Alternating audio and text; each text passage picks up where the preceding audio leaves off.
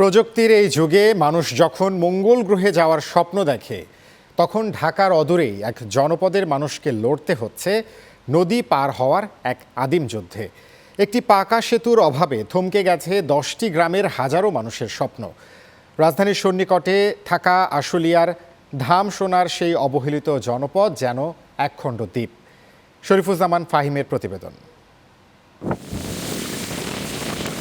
আশুলিয়ার ধামসোনার গোপালবাড়ি সহ 10টি এলাকার মানুষের কাছে চারদিক থেকে ঘিরে রাখা এই বংশী নদী যেন একমাত্র জীবন্ত অভিশাপ। 350 ফুটের যে দুটি বাঁশের সাঁকো এই জনপদের ছিল আগলে রাখার ভরসা, কিন্তু বর্ষার শুরুতেই রাক্ষসের স্রোত একটি গ্রাস করেছে, বাকি একটাও যে কোনো সময় ভাঙার পথে। এই পানিগুলা কিছুদিনের মধ্যে আরো জুড়ে আসবে এবং এই সেতুটা ভেঙে যাবে। আমরা তো চাইতেছি তাড়াতাড়ি ব্রিজটা হয়ে গেলে আমাদের সুবিধা হবে।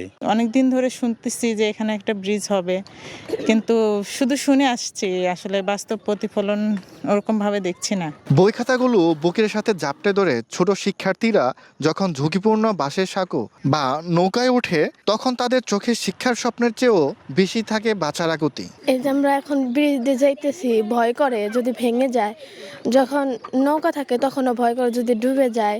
বর্ষাকালে ব্রিজটা ভেঙে যায়, তখন সেতু দিয়ে পার হতে হয়।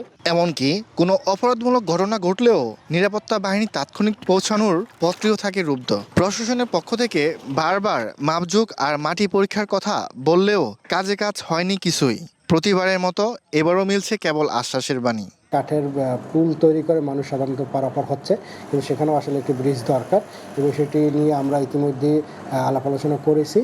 আমরা আশা করছি খুব দ্রুতই এটার জন্য একটি প্রজেক্ট পেয়ে যাব এবং একটি ব্রিজ নির্মিত হবে। প্রতি বছর স্থানীয়দের টাকায় বাঁশের সাঁকো বানিয়ে অপচয় করা হলেও কেন এখানে একটি স্থায়ী সেতু হচ্ছে না, সেই প্রশ্ন এখন ধামসোনার 10টি গ্রামের মানুষের। শরীফুজ্জামান ফাহিম, চ্যানেল 9, আশুলিয়া, ঢাকা।